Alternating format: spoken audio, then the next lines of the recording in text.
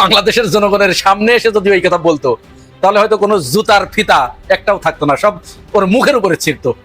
মানে মানুষ, একটা দেশ এরকম ইতর হতে পারে, এরকম নির্লজ্জ হতে পারে, এরকম চগলখোর হতে পারে, এদের না দেখলে কোনোদিনও বোঝা যেত না। শেখ হাসিনাকে পরপর 3বার অর্থাৎ 17 বছর ক্ষমতায় টিকিয়ে রেখেছিল, তখন বলতো যে নির্বাচন বাংলাদেশের অভ্যন্তরীণ বিষয়। একের পর এক যখন হাসিনা বিএনপিকে ছাড়া, জামাত ইসলামকে ছাড়া ফাঁকা মাঠে গোল দেওয়া শুরু করলো, কি মজা, কোনো খেলোয়াড় নাই, একা একা দৌড়ায় যায় গোল দেয়।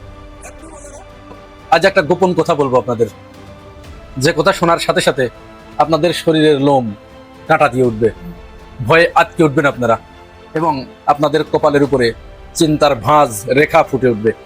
শুধু ভাবতে থাকবেন যে এরকম কিছু ঘটতে যাচ্ছে বাংলাদেশে। হ্যাঁ, তেমনি একটা সংবাদ দিব।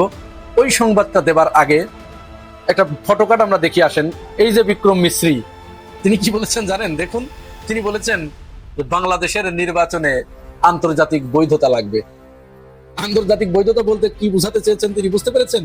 ভারতের কাছে গ্রহণযোগ্য হতে হবে। এই কথা বলার সময় বাংলাদেশের জনগণের সামনে এসে যদি ওই কথা বলতো, তাহলে হয়তো কোনো জুতার ফিতা একটাও থাকতো না, সব ওর মুখের উপরে ছিঁড়তো। মানে মানুষ, একটা দেশ এরকম ইতর হতে পারে, এরকম নির্লজ্জ হতে পারে, এরকম চগলখোর হতে পারে, এদের না দেখলে কোনোদিনও বোঝা যেত না। শেখ হাসিনাকে পরপর 3বার অর্থাৎ 17 বছর ক্ষমতায় টিকিয়ে রেখেছিল, তখন বলতো যে নির্বাচন বাংলাদেশের অভ্যন্তরীণ বিষয়। একের পর এক যখন হাসিনা বিএনপিকে ছাড়া, জামাত ইসলামকে ছাড়া ফাঁকা মাঠে গোল দেওয়া শুরু করলো, কি মজা, কোনো খেলোয়াড় নাই, একা একা দৌড়ায় যে গোল দেয়। হ্যাপি মজা না? এই মজা পেলে আর কেউ প্রতিপক্ষ রাখে, কোনো গোলকিপার রাখে, কোনো ব্যাক সাইড বা অন্য কোনো দলের প্লেয়ার রাখে? হাসিনা সেটা করেছিল, আর তার একমাত্র রেফারি ছিল ভারত, এই বিক্রম মিশ্রিরা। তখন তারা বলতো যে ওটা বাংলাদেশের অভ্যন্তরীণ বিষয়, নির্বাচনে আমরা নাক গলাতে যাব না। আর এখন আবার বলছে যে আন্তর্জাতিক বৈধতা লাগবে। আপনারা এখন ওকে ঘৃণার থুতু ফেলবেন ওর মুখের উপরে, না কি করবেন আপনারা সেটা ভাবেন। এবার চলেন আমরা গোপন কথায় চলে যাই। আপনারা লক্ষ্য করেছেন বেশ কিছুদিন ধরে বিএনপির বিভিন্ন অঙ্গ সংগঠন এবং তাদের তৃণমূল থেকে ঊর্ধ্বতন নেতাকর্মীরা বারবার কিন্তু একটা কথা বলছে, 72-এর সংবিধানের বাইরে তারা যাবে না। কি বলে নাই? মনে করেন আপনাদের, যে সংবিধানকে মির্জা ফখরুল ইসলাম আলমগীর এবং বিএনপির নেতারা 5 আগস্টের পূর্বে বলেছে এটা কোনো সংবিধানই না, এই সংবিধান বিএনপি ক্ষমতায় গেলে বাতিল করে দেবে, বলে নাই এরকম বারবার? হঠাৎ করে 5 আগস্টের পরে তাদের কি হলো যে তারা 72-এর সংবিধান থেকে বের হতে চাচ্ছে না? তাও একেবারে 5 আগস্টের পরেই না, কিন্তু 5 আগস্টের এই 1 মাস 1.5 মাস পর থেকে এই কথা বলা শুরু করেছে। এর মানে কি? প্রশ্ন এসেছে কখনো আপনাদের মাথার ভিতরে যে বিএনপি 72-এর সংবিধান ছুঁড়ে ফেলতে চেয়েছিল, সেই বিএনপির কি হলো হঠাৎ করে যে তারা 72-এর সংবিধান আঁকড়ে ধরলো? এইখানে আছে খেলা। আমি তো আপনাদেরকে বললে পরে আপনারা তো বুঝে ফেলবেন।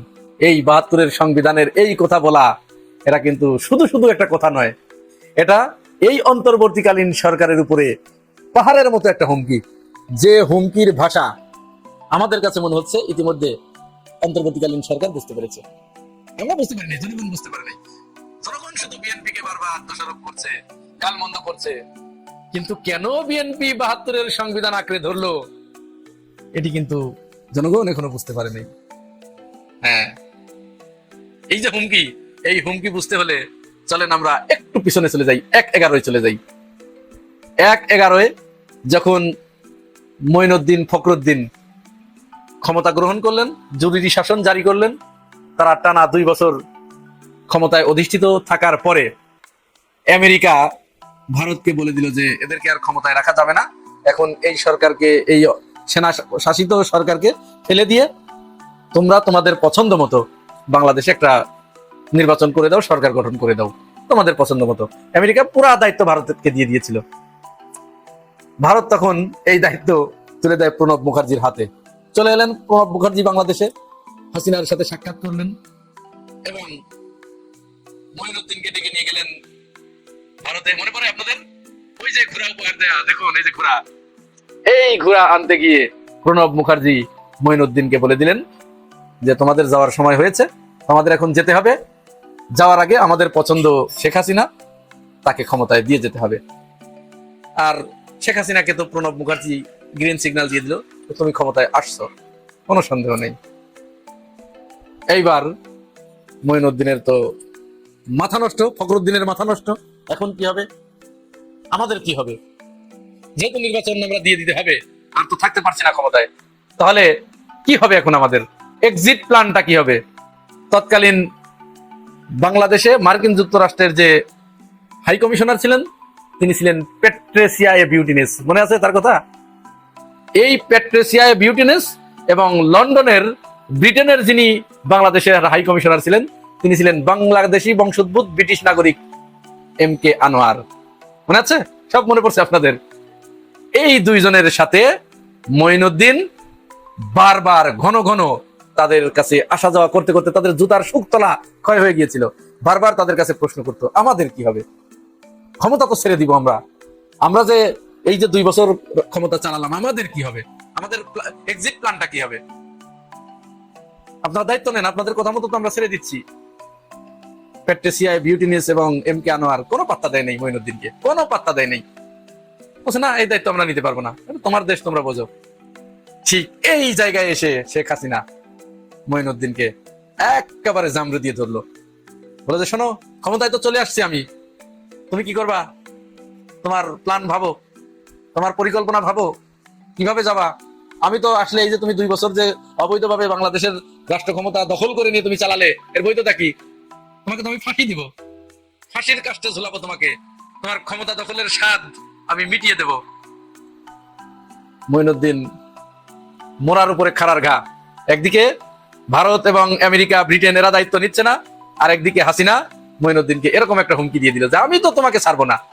এটি আসলে ওই প্রণব মুখার্জি শিখিয়ে দিয়েছিল হাসিনাকে। এরপরে তখন মঈনুদ্দিন বললেন, তাহলে আমাকে কি করতে হবে?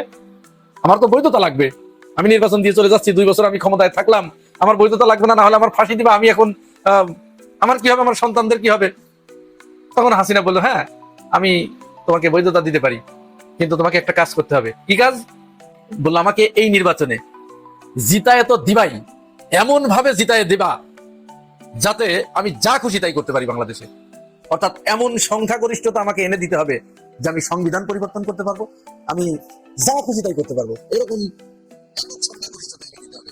সংবিধান পরিবর্তন করার মতো এবং সংশোধন করার মতো সংখ্যাগরিষ্ঠতা এনে দিতে হবে। না হলে তো আমি তোমাদেরকে দায় মুক্তি দিতে হলে আমার তো 200-র উপরে আসন লাগবে, না হলে তো আমি তোমাদেরকে দায় মুক্তি দিতে পারবো না, সংবিধান পরিবর্তন করতে পারবো না, কারণ আপনারা জানেন সংবিধান পরিবর্তন করতে হলে 200-র উপরে আসন লাগে।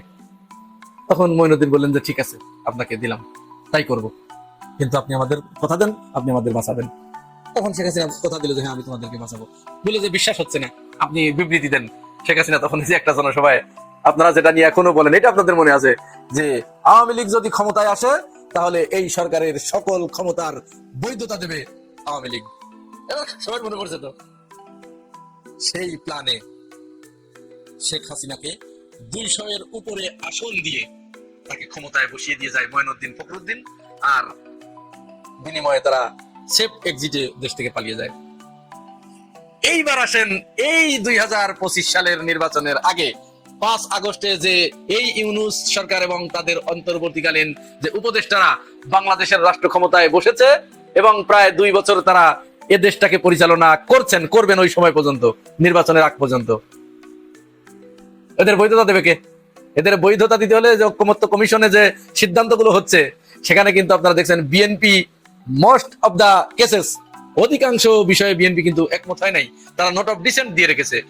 নোট অফ ডিসেন্ট মানে বলছে যে আপাতত আমি রাজি হলাম, কিন্তু আমি কিন্তু ক্ষমতায় গেলে, আমার পক্ষে না গেলে আমি এটা কিন্তু বাতিল করে দিব।